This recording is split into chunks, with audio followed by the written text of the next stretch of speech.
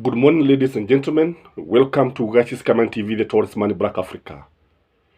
Early this morning, everyone is headed to Jacaranda Gardens. Watu maelfu. In fact, some guys have just called telling me that they are already entering the Jacaranda Garden. This is too early. And this shows how determined people are. And Raila Amor Odinga is going to lead his troops towards the agitation for justice and democracy, fair and free elections, electoral reforms, because what we have, according to the whistleblower, Raila Amolo Odinga won the elections squarely and fairly. And the IBC declared William Samoei Ruto the President of the Republic of Kenya. So what we have is a contested elections. Now, in response, the government has unleashed the DCI to investigate the whistleblower. They want the whistleblower to be unmasked because according to them, this is not the case. According to them, this is false information. According to them, there is nothing like the whistleblower. So in this video, I want us to look at the machination, the behind the scene, ile mikakati ambayo William Samoei Ruto inataka kutumia ili kuhakikisha kwamba Raila does not continue with the agitation for reforms. The first tactic is to ensure that the narrative does not continue, kwa sababu ukiangalia utaona kwamba watu wamekuja kuamini ya kwamba Raila won the election. People believe that Raila won the election. In fact, even the international circles, it is coming out clearly that Raila won the election. Now, the government is fearing that its legitimacy will now come into question. That is why they are unleashing the DCI. The second reason why they are unleashing the DCI to investigate the whistleblower is to create panic. Kwa sababu unajua sasa kulingana nao, the information is false. The information is not reliable. It cannot be verified. So what they want is that people should stop talking about this because, it is wrong to give false information. It is wrong to give false information to the members of the public, because this is something that the government is very keen, so that the narrative does not spread beyond the way they can be able to handle. The other reason why they are unmasking, they are releasing the DCI is to create fear. Watu wagope.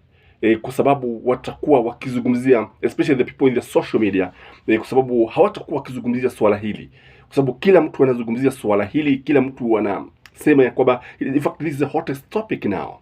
And even in the international media, I saw somewhere in the international media that this is what happened. And again, I think the Norway, these guys, the air in Norway, what they did, they had indicated that there is tension in the country. And I think William Murkomen moved very fast and akisema ya kwamba hakuna kitu kama hiki, kwa sababu anaona jambo hili litaathiri biashara ya wasafiri ambao wanasafiria kwa ndege. So it is something that the government is very keen because the situation is getting out of hand.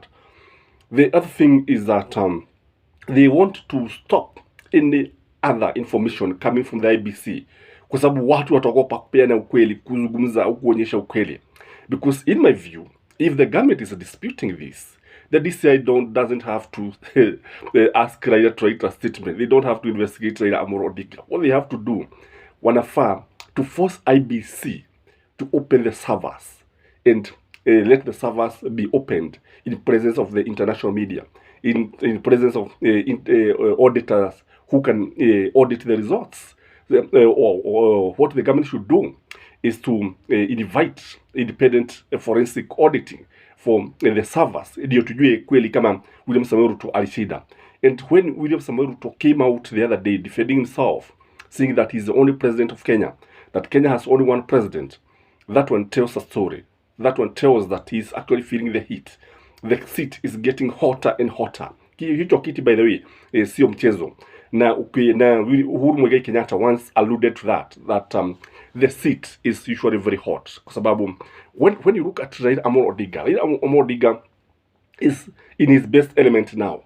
He's telling the people that he won the election. Look here, guys, I won the elections. Look here, this is the information. It is coming from, the source is IBC. And the funny thing is that IBC has not responded.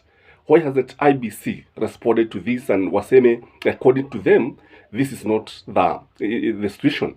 Because according to Raila Amolo Odinga, when the results were sent, they first went to Venezuela, kwa yule jamaa Camargo. And this is a guy who was now sending the final results after editing them to the server that was in Bomas of Kenya. Because I understand we had 4 servers. What were they for?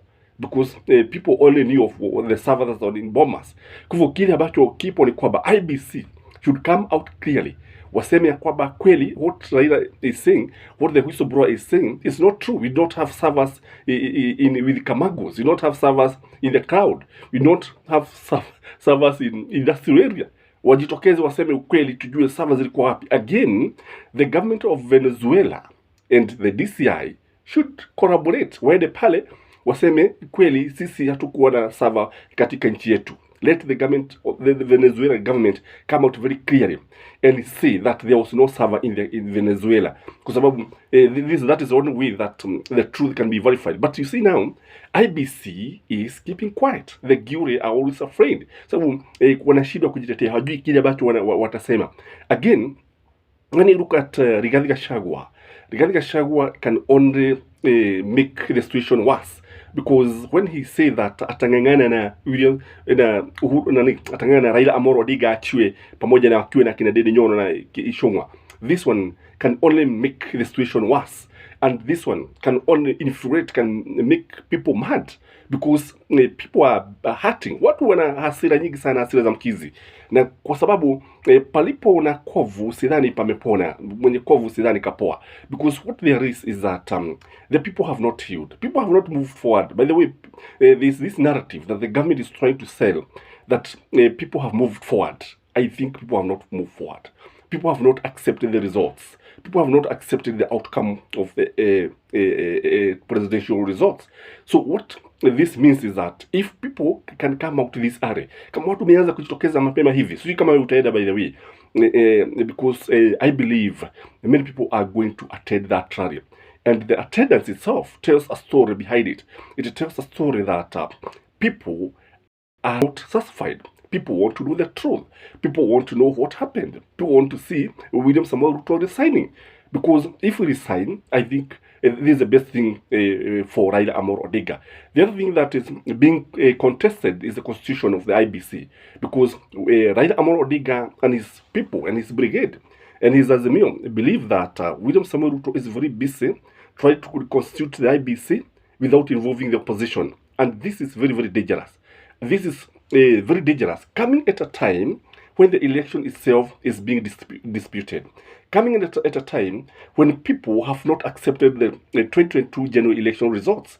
I think William Samoei Ruto should be very, very careful and involve everyone, involve the public, involve the opposition, involve Raila Amolo Odinga, involve Wajakoya, involve everybody, all those guys who are contesting for the presidential elections, because we want to see the truth. We want to see something that is fair. We want to see something that is acceptable, because even if IBC is reconstituted without involving these people, without involving all the stakeholders, sasa watakuwa wanafanya kazi gani? Are we going to have the 2027 elections peacefully?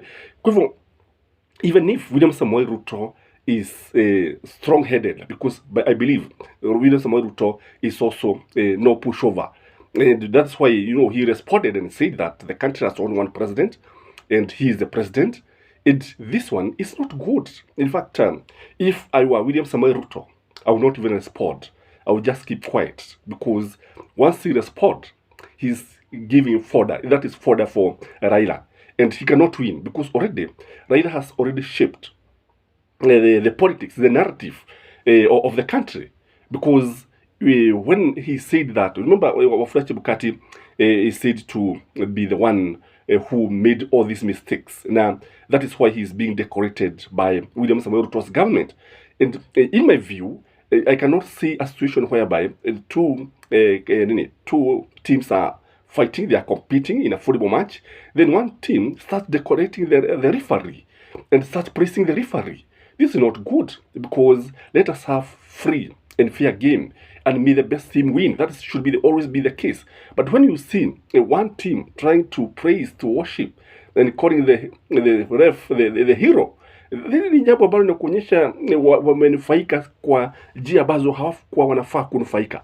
So what we have is a situation whereby two bulls are fighting. Na unajua Waswahili unasema wapiganapo fahari wawili, ziumiazo ni nyasi. Mwananchi nyasi ya kawaida, mwananchi anazidi kuumia. Na as we talk, by the way, life is becoming very, very difficult in Kenya. Things are very, very difficult. Hakuna kitu ambacho kinaweza kusemekana kwamba kinaenda kwa njia ambayo inafaa. Si gharama ya stima, si maji, si nini, kila kitu kodi. And that is why ukiangalia sasa utaona kwamba people are not happy. And I believe if William Samoei Ruto does not solve this problem, it is going to get out of hand. And if he is not careful, the situation can be very, very dangerous. We saw it in 2007, we saw it in 2017, and I think it is only William Samoei Ruto who can stop this. The method that he's going to use is just to call Baba on the negotiating table, and maybe they come up with an agreement. They either agree that William Samoei Ruto resign, or Raila form the government, and I don't know what you think, because I believe a solution must be found. Kwa sababu as we wait and see, because you cannot use the situation of wait and see. Wait and see is not something that works for the government. The government should be proactive, not waiting to see how things are going to turn out. So let's see how the day is going to turn out, because I believe that Azimio has a strong case. And the funny thing is that Raila is not using elected leaders. He is using the people directly. So this is a mass movement. Who is going to stop this mass movement? Because according to the constitution, all power belongs to the people. And they can call the power. They can say that now, let's have our power. Because what we have been doing is to delegate powers to our elected officials. I don't know what you think. This is Kashi's Command TV, the tallest man in Black Africa.